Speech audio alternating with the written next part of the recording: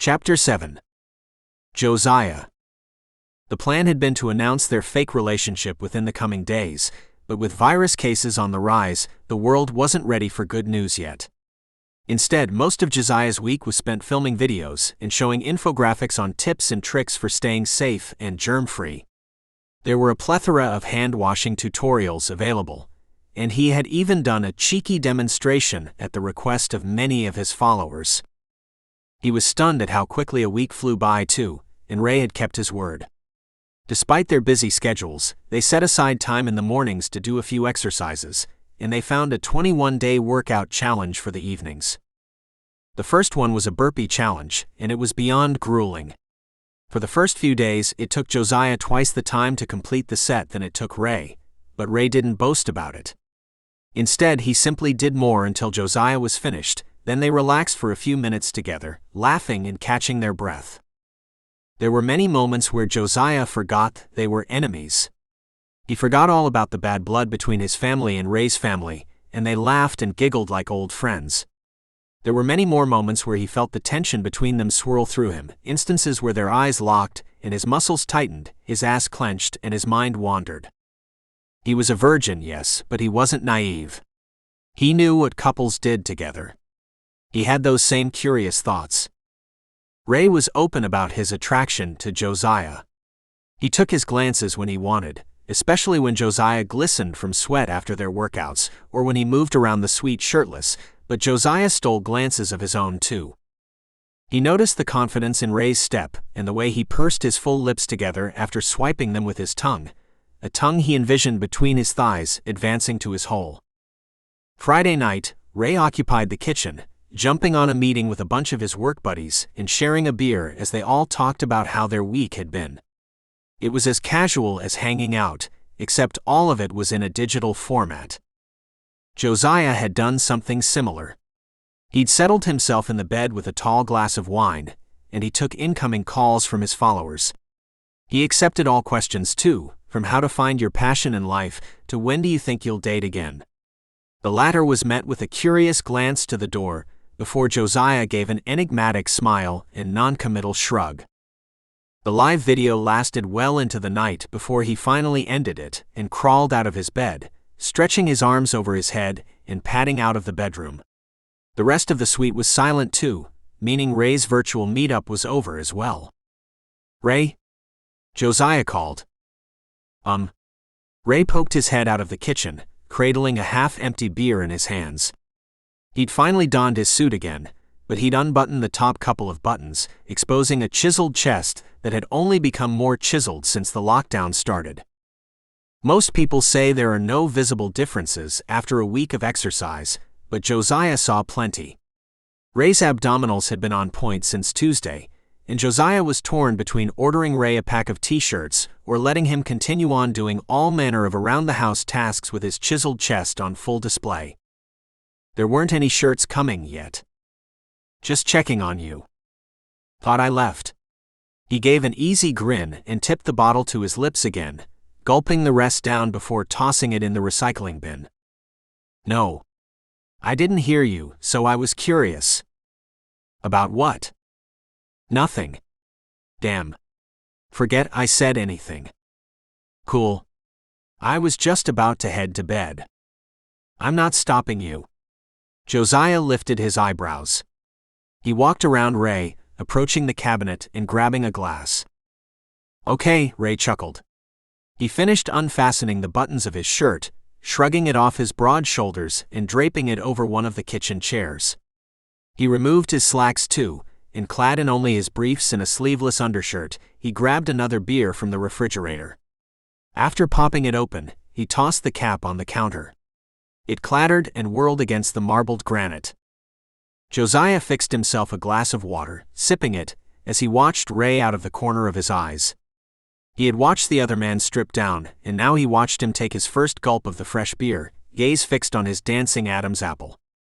After his first gulp, Ray sighed, licking the moisture from his lips and giving a lopsided grin towards the social media influencer. "Good night, Josiah." "Night," Josiah whispered in response.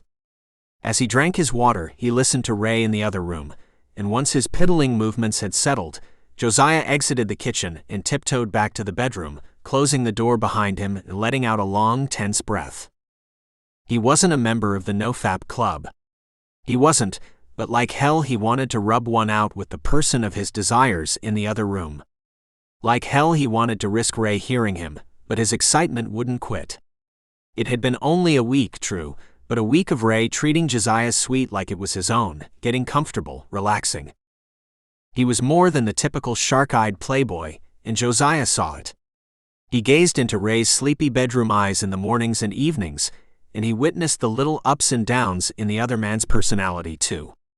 He noticed when something was annoying Ray, and noticed how Ray stamped it down and never turned it on him. Josiah found those little things exciting, the hints of whoever Ray really was. He adored Ray's boyish smile at dinner time, and his groggy unfiltered words as they went their separate ways at night. He groaned and trudged over to the bed, collapsing across it and rubbing his burning hard-on against the sheets. It was hardly satisfying, but it sent jitters through Josiah's body. After another slow grind, he turned over and curled the blankets around him, forcing himself to sleep so he could enjoy Ray in his dreams instead. He woke the next morning to the rich smell of breakfast foods. It was an assortment, and before he opened his eyes, he divided them up. He smelled sweetbread, perhaps pancakes or waffles, fruit, syrups, and even meats. Bacon at the very least, but alongside the round smell of smoked bacon, he caught the spicy hints of sausage. He'd gone to sleep sated, but he woke up ravenous, and the lavish breakfast cart wasn't helping. He pulled on a pair of lounge shorts and opened his bedroom door, lingering in the frame as Ray maintained a safe distance away from the person delivering their food. There was light conversation, most of which he couldn't make out, but he heard some choice words. Special. For my. Deserves it. When the delivery person left, Josiah ventured further from the bedroom, entering the living room and advancing towards the kitchen, letting the tickling scent of food lead the way. Something smells good. What's the occasion? You are. Me? Josiah tilted his head. Aha. It's Saturday, so we're going to enjoy a Saturday together. We're quarantined. What kind of Saturday are we really going to enjoy? Plenty of things. Ray had a bright smile on his face, and Josiah's pessimism didn't dampen it. First, I've got this lavish breakfast for you. Then, I'm going to pull the mattress from the bedroom and use the extra sheets to make a tent. A tent? Are we children now? Nope.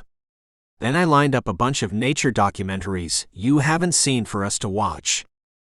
Nature documentaries. Josiah tilted his head the other direction now. Yup. And why would I like those? I don't know why you like them, but I know you do. I may've done a little research. And I figured since you're not able to travel right now, we can pretend we're anywhere we want to be in the blanket tent, watching documentaries. You are so childish, Josiah scoffed, but he couldn't wipe the growing smile off his face. Yeah, maybe. How about you go gather up all the extra blankets and pillows while I fix you some food? Then, I'll get the mattress out of the room afterwards. You'll need help with the mattress, won't you? Nah. It's a bit awkward-sized but not heavy, especially not just to move to another room, but you will need to move the couch out of the way. Josiah shook his head. This is ridiculous, first of all, but okay. If you want to spend your whole Saturday inside a blanket tent like a child, then who am I to stop you? Stop me? Josie-kun, you're going to be joining me. Josiah paused at the nickname. His heart turned over when he heard it strumming in his chest. Both the blanket tent and Ray's name for him spread excitement all through him. The roller coaster type of thrill.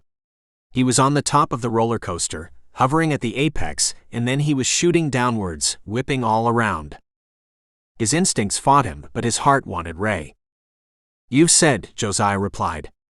My plate. Right. Ray shook his head. What would you like this morning? I think waffles with fruit, powdered sugar, and a little drizzle of honey. I would also like bacon on the side, please and thank you. Honey, huh? Too good for basic syrup. Yup, Josiah laughed as he grabbed extra pillows and blankets from the linen closet and flopped them on the floor.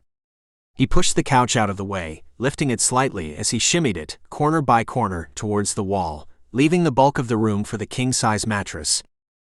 When Ray had finished preparing Josiah's plate, they traded places, and Josiah sat at the kitchen table while Ray worked on their tent. Somehow he rigged the blankets to hang from the ceiling, and then he pulled the mattress from the bedroom, situating it on the floor in the middle of the living room. He tossed the extra blankets and pillows on top next to Josiah's fluffy comforter, and then he stepped back, nodding as he admired his handiwork. Moving the mattress had worked him into a sweat too, and his tawny skin had a glistening shine to it. A shine Josiah's tongue watered for. "How's it look?" Ray glanced towards him. "Ridiculous. So I suppose exactly how you wanted." Josiah popped a strawberry past his lips. "Guess so. Hey, it's not my fault you've never experienced the magic of an indoor blanket tent. I don't believe I've missed much, however." Grinning, Ray moved back into the kitchen, making his own plate of food. "We'll just have to see, won't we?"